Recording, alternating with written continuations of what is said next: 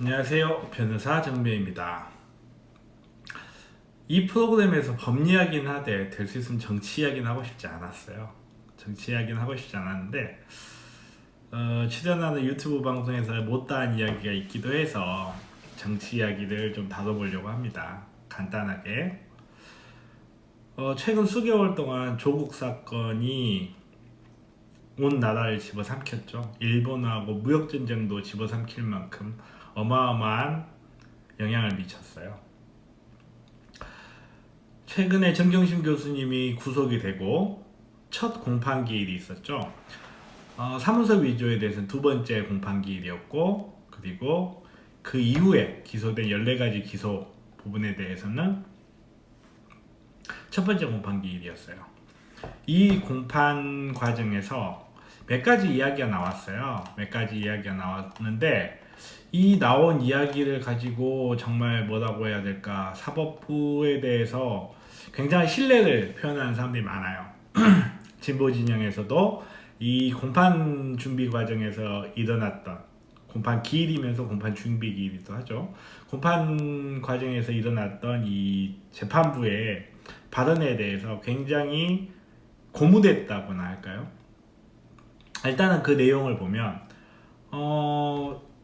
우선 첫 번째로 기소가 됐던 사문서 위조에 관하여 공소사실의 동일성을 따져봐야 된다. 공소장 변경 요청을 했고, 이 공소장 변경 요청에 대해서 현재로서는 뭐라고 말할 수 없지만 공소장 변경을 빨리 해달라, 공소장 변경 신청 빨리 해달라고 이야기했고, 그리고 이 사문서 위조 혐의에 대해서 기소 이후 압수수색 증거, 피의자 신문 조서 등을 모두 배제해달라 라는 말을 했고, 그리고 다른 기사에 의하면 정경심 교수님의 기소 내용 중에 증거 위조 교사, 증거 은닉 교사, 증거 인멸 교사 부분이 있었어요. 이 부분에 대해서 증거 위조, 은닉, 인멸을 한 자를 기소하지 않으면서 증거 위조, 은닉, 인멸한 자를 기소할 것인지 말 것인지 여부를 확실하게 밝혀달라라고 이야기를 했다고 해요. 어떻게 보면 당연하죠. 증거 위조, 은닉, 교사한 정범, 지금 현재로서는 아마도 김경록 PB님을 말씀하는 것 같은데, 이 김경록 PB님을 기소하지 않는다면 쉽게 말해서 정범이잖아, 이분이. 그리고 교사를 했다는 건 공범이라는 거고, 김경심 교수님은 공범이기 때문에 정범이 죄가 되지 않는데 어떻게 공범인 정경심 교수님만 기소할 수 있느냐, 이런 내용으로 읽혀요. 그리고 사문서 위조에 관해서도 사문서 위조를 한 사람, 불상의 위조자, 이 사람을 기소하지 않는 상태에서는 사문서 위조 역시 성립하기 힘들겠죠.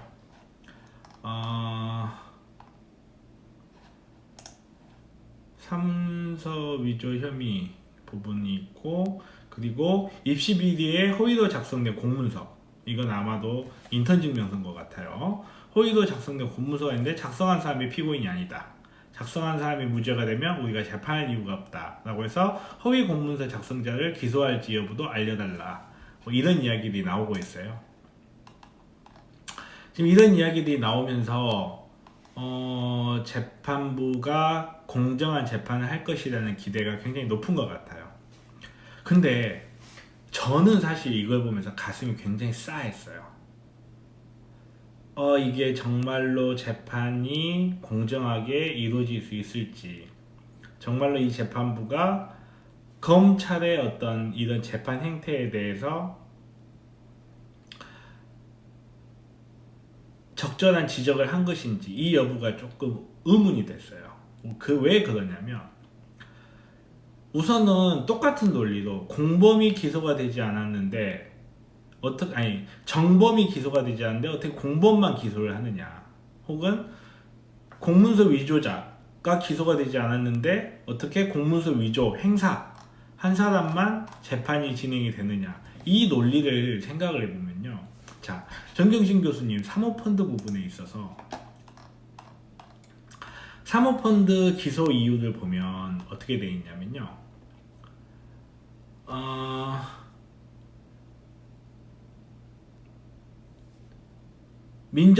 청와대 민정수석의 부인이 무자본 인수 합병 세력에 차명으로 거액을 투자하고 불법적으로 얻은 이익을 은닉하는 등 사안이 중대하고 비난 가능성이 크다고 주장을 했다고요. 자, 그러면 무자본 투기 세력이 기소가 되지 않은 상태에서 거기에 차명으로 투자한 정경심 교수님을 기소를 했다. 이것도 굉장히 이상한 구조가 되는 거예요. 무자본 투기 세력. 이 무자본 투기 세력이 기소가 되지 않았는데 거기에 편승했을 뿐인 정경심 교수님의 재판을 계속한다는 걸 지적하지 않는다? 이 부분 굉장히 이상해요. 완전히 구조가 똑같진 않아요. 허위 공문서 작성자가 기소가 되지 않은 상태에서 허위 공문서를 행사한 사람은 재판할 필요도 없다. 이 이야기는 성립이 돼요. 왜? 허위 공문서 작성자가 기소가 되지 않았다가 허위 공문서가 아니라는 거잖아요. 이거를 행사한 것 자체는 마찬가지로 허위 공문서 행사가 될 수 없는 거죠. 하지만 뭐라고 했죠?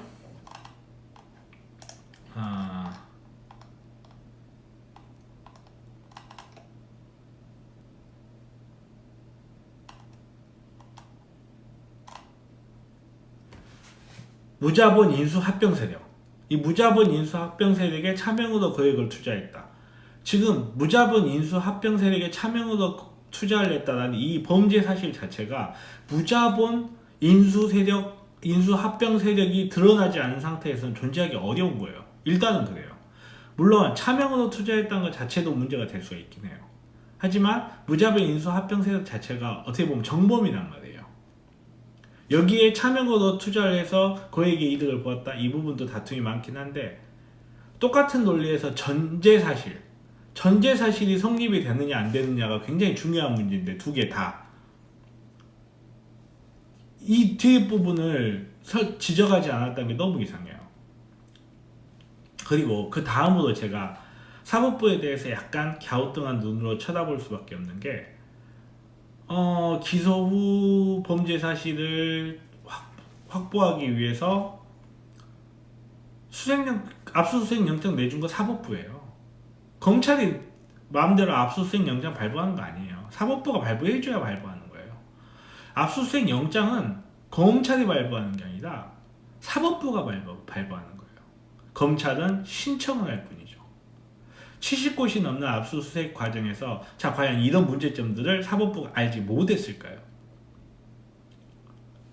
굉장히 이상한 점이라는 거죠. 그리고 그 다음번에 조국 교수님 부인이신 정경심 교수님이 구속이 된 거는 애시당초 증거인멸에 우려가 있다는 거였어요. 이 부분에 대해서 한겨레 신문에서는 사라진 노트북도 구속에 영향을 끼친 듯이라고 돼 있어요.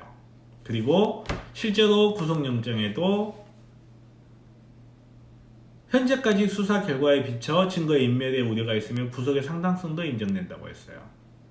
증거인멸의 염려 뭐겠어요? 증거, 은닉, 위조, 인멸, 교사 이 부분이 반영이 됐다는 거예요.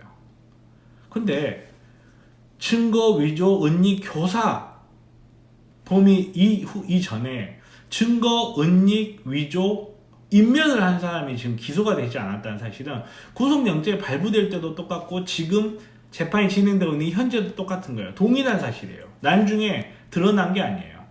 그러면 물론 재판부는 달라요. 재판부는 다르지만 구속영장을 발부한 판사는 이걸 몰랐을까요? 당연히 알 수밖에 없는 사실이잖아요.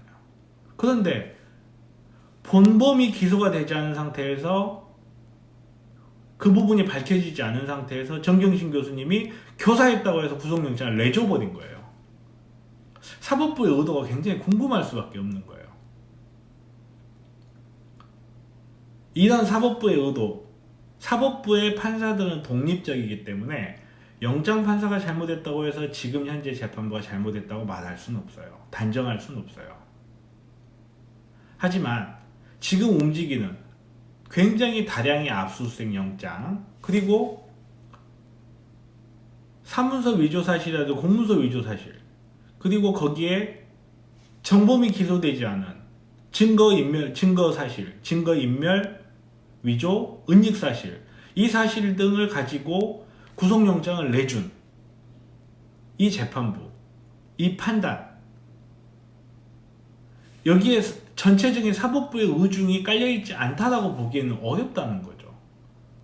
한두 명의 판사가 잘못할 수는 있지만 70명의 판사가 70개의 영장을 내준 이 모든 판사, 구속영장을 내준 이 모든 판사가 모두 다 잘못 판단하고 있다. 갑자기 현재 이 재판부만 그 부분을 바라본다? 이상하잖아요. 그러면 과연 이 재판부, 악의적으로 한번 생각해 볼게요. 어떤 의도가 있다라고. 이 재판부가 노리는 건 뭘까요? 사법부 면피용이 재판일 가능성이 높다고 봐요. 사람들은 기억하지 않아요. 구속영장을 발부한 검찰만 기억하고 무리한 수사를 한 검찰만 기억을 해요. 영장을 내준 판사들을 잘 기억 안 해요. 그 상황에서 재판부가 이렇게 나오니까 많은 사람들이 진보의 위치에 있는 많은 사람들이 현 재판부의 이런 스탠스에 주목해서 굉장히 표현이 좀 그렇지만 물고 빨고 해주고 있어요. 굉장히 유리한 고지에서 사법부는 그 모습을 감춘 거죠. 우리는 공명정대에, 악역은 검찰이에. 이 상황에서 정경심 교수님이 유죄가 나온다. 사법부에 뭐라고 하기 굉장히 어려워져요. 사법부에 대한 비난을 피할 수가 있어요. 거기에 더해서 지금 이 상황에서 이 재판부가 정경심 교수님을 유죄를 내렸다 했을 때 언론에 어떻게 깔릴까요? 재판 초기에 검찰을 비난하던 재판부조차 유죄를 인정했다라고 언론에 쫙 깔릴 거예요. 여기에 대해서 대항할 논리를 찾기 굉장히 어려워져 버려요. 재판부가 합리적으로 판단하고 합리적으로 사고해서 합리적으로 결론을 내줄 거다 기대는 하지만 우리 현재 사법부의 구조에서 이 부분을 믿고 있기는 너무 어렵다는 거예요. 제 말은. 재판이 앞으로 어떻게 진행이 될지 어떤 결론이 내리게 될지 우린 지켜봐야 된다는 겁니다. 사법부만 믿고 있기에는 현재 사법부의 상황이 너무 엄혹해요. 또 한 가지, 사법적폐 수사에 대해서 사법부의 강한 저항은 이미 익히 알려져 있어요. 그리고 꽤 오래전부터 사법부는 문재인 정부에 손해를 끼칠 수 있는 결론을 계속 낼 거다라는 말이 있었어요. 그리고 우린 그걸 목격했죠. 김경수 도지사님 재판, 이재명 도지사님 재판. 이런 상황에서 사법부가 무조건 현명한 판단을 내줄 거다. 사법부가 항상 사실과 원칙에 따라서만 결론을 내줄 거라는 기대를 하는 것은 너무 섣부르다는 거죠. 그리고 지금 이 현재 지금 이런 모습에서 사법부의 모든 것을 걸어버리게 되면 나중에 사법부가 설사 잘못된 판단을 한다 하더라도 거기에 대해서 우리가 대응하기가 굉장히 어려워져 보입니다. 스탠스가 무너져 버려요. 현재 사법부, 현재 정경심 교수님 재판, 제가 이건 어디까지나 100% 제 느낌입니다. 제 뇌피셜이에요. 근거가 있는 건 아니에요. 근거 딱 하나 있어요. 그 근거는 나중에 말씀드릴게요. 현재 뇌피셜에서 봤을 때는 저는 정경심 교수님이 자본시장법 등에서 유죄가 나올 가능성이 굉장히 크다고 봐요. 정경심 교수님이 잘못했기 때문에 그렇게 판단하는 게 아니에요. 지금 이 그림에서 유죄를 낸다고 했을 때 재판부가 유죄를 때리기 가장 좋은 게 자본시장법이기 때문이에요. 14개의 혐의, 그리고 따로 별건으로 따로 기소가 돼 있던, 이미 9월달에 기소가 됐던 사무소 위조, 총 15개의 혐의 중에 하나만 유죄가 난다고 해도 조국 교수님과 정경심 교수님은 굉장히 힘든 상황에 처하게 될 겁니다. 모두 다 법률가의 눈에서 봤을 때 합당하지 않다고 저는 생각해요. 분명히 그 부분은 말씀드릴 수 있어요.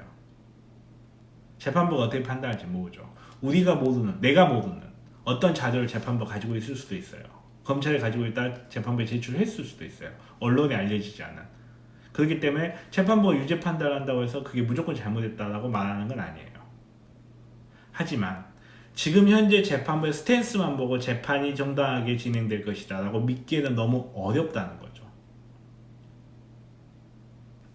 그렇게 판단한 근거 한 가지 제가 말씀드릴게요. 그 한 가지는 뭐냐면 정경심 교수님 재판에 대해서 사법부가 검찰을 강하게 디스했음에도 불구하고 조중동료에서 그 사법부에 대한 비판 보도를 찾아보기 어려워요. 굉장히 이상해요, 저는. 변호사가 유튜브에서 한마디 한 걸 가지고 국민을 속여서 호도하는 사람으로 만드는 이 언론 환경에서 재판부가 저렇게 검찰을 대놓고 깠는데 거기에 대해서 특별한 비판 기사가 없다? 저는 이상해요. 저는 이 부분에서 나중에 언론 보도를 아껴놓는 게 아닌가 하는 생각을 강하게 해요. 하나라도 유죄가 나오면 검찰을 강하게 비판했던 재판부조차 유죄로 인정할 수밖에 없었다라고 하면서 조국 교수님과 정경심 교수님의 도덕성을 깎아내리는 그런 기사가 나오지 않을까, 그런 준비를 하지 않을까 하는 우려가 든다는 겁니다. 이런 생각을 해야 되는 게 우리나라 사법 현실이에요. 제 프로를 보고 있는 모든 분들은 이런 것을 한 번쯤은 생각해 주시기 바래요. 오늘은 여기까지 마칠게요. 지금까지 변호사 정변이었습니다.